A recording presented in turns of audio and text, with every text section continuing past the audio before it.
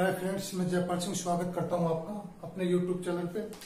आज हम बात करते हैं प्रॉफिट लॉस के क्वेश्चन की। प्रॉफिट लॉस के क्वेश्चन में पहला क्वेश्चन है हमारा, एक दुकानदार कुछ वस्तुओं को 15 रुपए में 12 की दर से खरीदता है और इन सभी वस्तुओं को 14 रुपए में 10 की दर पर बेच देता है। तो लाभ या हानि प्रतिशत हमें फाइंड आउट करना है। तो देखिए यहाँ पे आपसे क्वेश्चन में कह रहा है कि 15 रुपए में 12 की दर से खरीदता है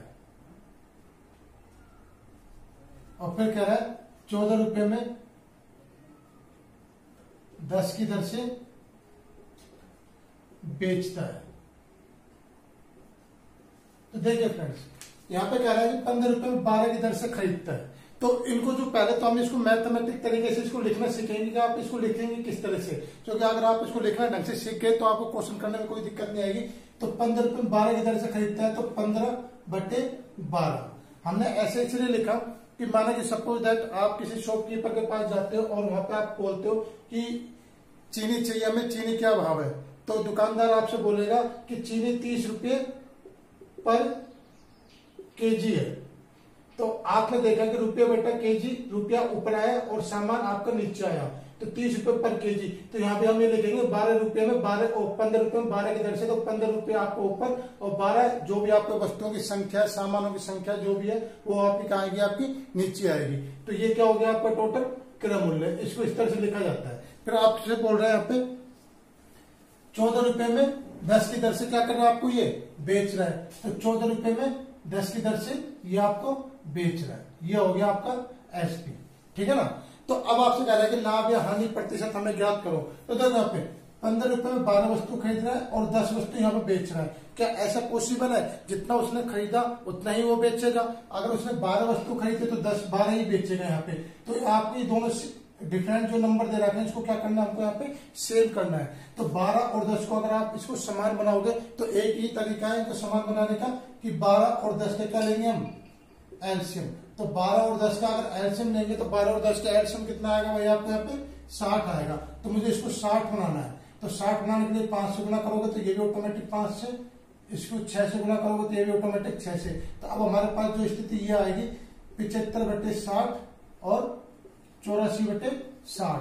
तो हम कह सकते हैं कि 60 वस्तु 75 रुपए में खरीदी, ये तो क्या हो गया आपका सीपी, और 60 वही वस्तु कितने रुपए में बेची इसने, 84 रुपए में बेची। ये क्या हो गया आपका एसपी, ठीक है ना। तो जितनी वस्तु 75 रुपए में खरीदी उतनी ही वस्तु इसने 84 रुपए में बेची। तो सीधी सी बात है, आपको कितने का प्रॉफिट हो रहा है भाई, आपको यहाँ पे 9 रुपए का प्रॉफिट हो रहा है। तो लाभ कितने का हो रहा है भाई, आपका 9 रुपए का। किस पर लाभ, हमेशा किस पे निकालोगे आप, सीपी पे निकालोगे। तो सीपी कितना आ रहा है आपका 75% में निकालना है, तो गुणा में क्या करोगे आप यहाँ पे 100 करोगे। तो कितना आ गया आपका 25 या 75, 25 चौक 100, 12%। ये क्या आ जाएगा, आपका आंसर आ जाएगा। तो देखो यहाँ पे इस तरह के सवाल करने का जो आपका तरीका, ये जो मैंने आपको बताया इतना, ये जो मैंने यहाँ पे ये लिखा है, इतना कुछ आपको एग्जाम में लिखने की जरूरत नहीं पड़ती। आपका डायरेक्ट काम कहाँ से शुरू होगा, यहाँ से शुरू होगा, और यहाँ से काम शुरू होते हैं यहाँ पर तुरंत आंसर आ जाएगा। तो मुझे नहीं लगता कि 5 सेकंड ज्यादा इसमें, 5-10 सेकंड ज्यादा इसमें कोई समय लगेगा। हाँ, ये बात लगेगी अगर डाटा अच्छा आ जाए तो आपको कैलकुलेशन में थोड़ा बहुत समय लग सकता है, बाकी मेथड आपका ये ठीक रहेगा, ठीक है ना। नेक्स्ट क्वेश्चन करते हैं इसी टाइप का दूसरा।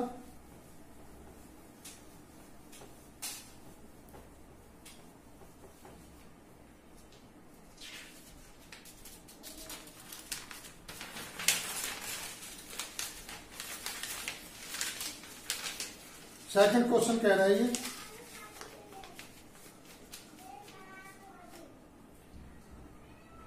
हाँ, एक दुकानदार कुछ वस्तुओं को 5 रुपए में 8 के भाव से खरीदता है और इन सभी वस्तुओं को 7 रुपए में 6 के भाव से बेच देता है। यदि उसे 780 रुपए का लाभ होता है तो वस्तुओं की संख्या ज्ञात करो। देखो यहाँ पे 5 रुपए में 8 के भाव से खरीदता है तो 5/8 आ गया आपका। और क्या कर रहा है ये, 7 रुपए में 6 के भाव से बेचता है, तो 7 रुपए में 6 के भाव से इसने ये बेच दिया। तो सबसे पहले हमारा काम क्या होगा, ये आपका रुपया हो गया और ये वस्तु होगी, ये रुपया हो गया, ये वस्तु होगी। लेकिन ये क्या आपका सीपी है, क्रय मूल्य, और ये क्या भाई आपका विक्रय मूल्य एसपी है। तो सबसे पहले तो हम क्या करेंगे, यहाँ पे इनकी संख्या समान करेंगे 8 और 6 की। तो 8 और 6 को समान करने के लिए 8 और 6 का एलसीएम कितना होगा भैया आपका, अगर आप एलसीएम लोगे तो इनका कितना एलसीएम आएगा आपका 24 आएगा। तो 24 बना दो, 8 दिया 24 तो 5 दिया 15, कि 4 से गुणा होगा, ये भी ऑटोमेटिक 4 से, कितना आ गया आपका 15/24, और ये कितना आ गया आपका 28/24। तो हम कह सकते हैं यहाँ पे कि 24 वस्तु कितने रुपए में खरीद रहा है, वो 15 रुपए में खरीद रहा है, और 24 वस्तु कितने रुपए में बेच रहा है भाई, वो 28 रुपए में बेच रहा है।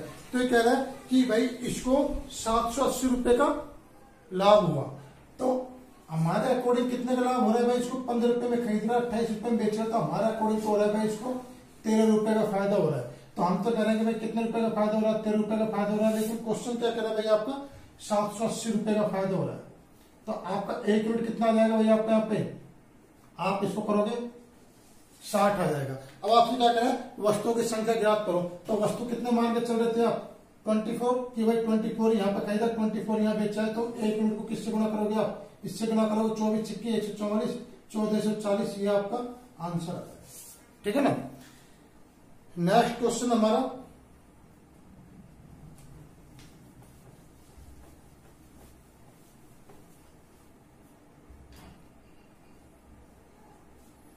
देखो यहाँ पे अगला क्वेश्चन है आपका कि एक दुकानदार कुछ वस्तुओं को 3 रुपए में 2 के भाव से खरीदता है, और इससे दुगनी वस्तुओं को 2 रुपए में 3 की दर से खरीदता है, दुगनी वस्तु, और इन सभी वस्तुओं को 7 रुपए में 6 के भाव से बेच देता है। तो पूरे लेन देन पर कितने प्रतिशत लाभ या हानि हुई। तो देखो यहाँ पे इस सवाल में कह रहा है कि दुकानदार कुछ वस्तुओं को 2 बार खरीदता है। एक बार उसने खरीदा 3 रुपए में 2 के भाव से, ये इसने एक बार खरीदा, यहाँ पे उसको सौदा अच्छा नहीं लगा, फिर ये दूसरे के पास गया और वहां पे इसने क्या खरीदा, 2 रुपए में 3 के भाव से खरीदा। अब यहाँ पे जो सौदा इसको इससे अच्छा लगा, तो यहाँ पे इसने कितनी वस्तु खरीदी भाई, यहाँ पे इसने दुगनी वस्तु खरीदी। कितनी वस्तु खरीदी इसने, दुगनी वस्तु खरीदी। तो दुगनी वस्तु खरीदी, तो देखो यहाँ पे सीपी कर रहा है ये, और यहाँ भी क्या है ये सीपी है। तो और फिर क्या कर रहा है ये, इन सभी वस्तुओं को मिलाकर कितने रुपए में बेच रहा है भाई, ये 7 रुपए में 6 के भाव से बेच रहा है। ये क्या हो गया भाई आपका एसपी हो गया। तो देखो पहले तुम सवाल की सेट पूरी करते हैं। तो सवाल कह रहा है कि भाई इसने यहाँ पे जितनी वस्तु खरीदी, इससे दुगनी वस्तु इसने यहाँ पे खरीदी, ये दोनों ही यहाँ पे क्रय मूल्य है, इसने 2 बार सामान को खरीदा है। तो पहले तो आप 2 और 3 का एडिशन कितना होता है, 6 होता है। तो अगर आप इसको 6 बनाओगे, कितना हो गया भाई, 9 रुपए में 6 वस्तु खरीदी। लेकिन सेकंड कंडीशन में इसने क्या कर दी, ये जो 6 वस्तु है इससे दुगनी वस्तु खरीदी यहाँ पे। तो कितना करना पड़ेगा आपको, 12 बनाना पड़ेगा इससे दुगना। तो 12 बनाने के लिए 3 को किससे गुणा करोगे आप, 4 से, 400 हो जाएगा। तो 4 दूनी 8। तो हम कह सकते हैं कि 6 वस्तु इसने 9 रुपए में खरीदी और 12 वस्तु इसने 8 रुपए में खरीदी। तो टोटल मिला के कितनी वस्तु खरीदी, 12 और 6 18 वस्तु खरीदी। कितने रुपए में, 9 और 8 17 रुपए में। तो ये क्या आ गया इसका ओवरऑल सीपी आ गया। अब इसी 18 वस्तुओं को कितने रुपए में बेच रहा है, ये 7 रुपए में 6 की दर से बेच रहा है। तो यहाँ पर 18 वस्तुओं पे 6, तो इसको भी 18 बना दो, तो ये भी 3 से गुणा जाएगा, कितना आ जाएगा 21/18 आ जाएगा। तो ये क्या हो गया भाई आपका एसपी हो गया। तो हम कह सकते हैं कि इसने 18 वस्तु 70 रुपए में खरीदी और 18 वस्तु इसने 21 रुपए में बेची। तो ओवरऑल जो इसका प्रॉफिट होगा कितने का होगा भाई, वो 3 का होगा। तो मैं ये बोल सकता हूं कि लाभ कितना हो गया भाई आपका यहाँ पे 3 का हो गया। किसको होगा लाभ, हमेशा 17 को होगा। कितने प्रतिशत होगा, गुणा में 100, तो कितना आ जाएगा आपका 300/17%, यह आपका आंसर। ठीक है ना। तो इस तरह से आप इस तरह के जो फॉर्मेट के क्वेश्चन है आपको इस तरह से करने पड़ेंगे। मैं आपको बता रहा हूँ एग्जाम में आपको ये सब कैलकुलेशन करने की जरूरत नहीं पड़ती, आपको डायरेक्ट काम आपका यहाँ से शुरू होता है। ठीक है ना। तो ये अच्छा मेथड है। बाकी के हम क्वेश्चन देखेंगे बाद में। Thank you.